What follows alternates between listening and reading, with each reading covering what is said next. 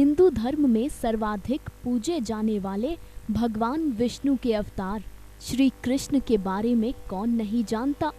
श्री कृष्ण के नटखट अंदाज और उनकी प्रेम लीलाओं से तो पूरी दुनिया वाकिफ है। मगर बात जब भी कृष्ण की होती है तो राधा रानी का नाम अपने आप उनके साथ जुड़ जाता है। यूं कहिए कि राधा कृष्ण जुड़कर एक मंत्र तैयार हो जाता है, ऐसा मंत्र जिसके जपने से अपार शांति और सुख की प्राप्ति होती है। वैसे तो राधा कृष्णा का नाम सदैव साथ में लिया जाता है, मगर सत्य तो ये है कि द्वापर युग में भगवान विष्णु का अवतार श्री कृष्ण और देवी लक्ष्मी का अवतार राधा रानी कभी एक दूसरे के नहीं हो सके। राधा और कृष्ण की शादी तो नहीं हुई, मगर शादी कृष्ण ने भी की थी और राधा रानी का भी विवाह हुआ था। भगवान कृष्ण को लेकर ये मान्यता है कि उनकी 16,108 रानियां और 80 पुत्र थे। मगर आपने क्या कभी मदन मोहिनी राधा रानी की संतान के बारे में सुना है? नहीं सुना होगा। तो क्या राधा रानी की कोई संतान नहीं थी? आखिर क्यों निसंतान रही विष्णु प्रिय राधिके? आज अपनी इस रिपोर्ट में हम आपको यही बताएंगे। हम बताएंगे राधा की संतान का रहस्य।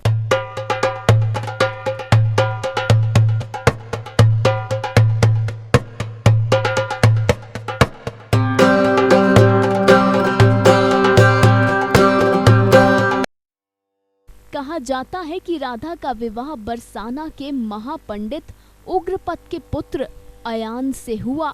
उग्रपद देवी राधा के पिता बृजभान के परम मित्र थे।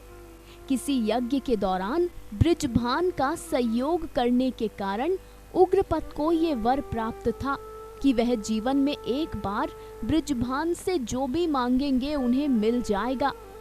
इस वर का प्रयोग करके महापंडित उग्रपद ने राधा रानी का हाथ अपने पुत्र अयान के लिए मांगा।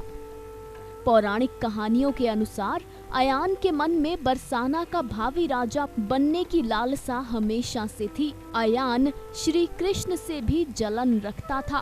कंस के साथ मिलकर अयान कई बार कृष्ण और राधा को अलग करने के असंभव प्रयास कर चुका था। पिता को मिले वर के कारण अयान ने राधा रानी के साथ विवाह तो किया, लेकिन श्री राधिके को कभी छू तक नहीं पाया। राधा का पति उन्हें हाथ तक नहीं लगा पाया। संतान प्राप्ति तो बेहद दूर की बात थी। असल में ब्रह्म वैवर्त पुराण के अनुसार अयान को महर्षि दुर्वासा से श्राप मिला था कि वो राधा रानी को हाथ लगाते ही भस्म हो जाएगा। कहा जाता है कि दुर्वासा ऋषि अयान की बुरी नीयत और लालच के बारे में भली भांति जानते थे। इसी का परिणाम था कि ऋषि दुर्वासा ने राधा के पति अयान को श्राप दे दिया कि अगर वो कभी भी राधा रानी को हाथ लगाने का प्रयास करेगा तो उसी क्षण भस्म हो जाएगा। इसी के चलते राधा रानी से शादी करने के बाद भी अयान कभी उनका पति न बन सका। यही कारण है कि श्री राधिका की कोई संतान भी न थी। मगर हम तो इतना ही कहेंगे कि ये सब प्रभु की लीला है। वो राधा जिसने मृत्यु भी कृष्ण की मुरली सुनकर प्राप्त की, वो अपने कान्हा के सिवा किसी और की कैसे हो सकती थी? ब्रह्म वैवर्त पुराण के अनुसार वैवाहिक जीवन होते हुए भी राधा ने कभी वैवाहिक जीवन जिया ही नहीं। राधा ने अपना संपूर्ण जीवन कृष्ण के ही नाम कर दिया था। उम्मीद करते हैं कि आपको ये कथा पसंद आई होगी। फिर हाजिर होंगे किसी अन्य कथा के साथ। अब दीजिए इजाजत। कथा सागर की पूरी टीम सदैव आपके सुखद जीवन की कामना करती है।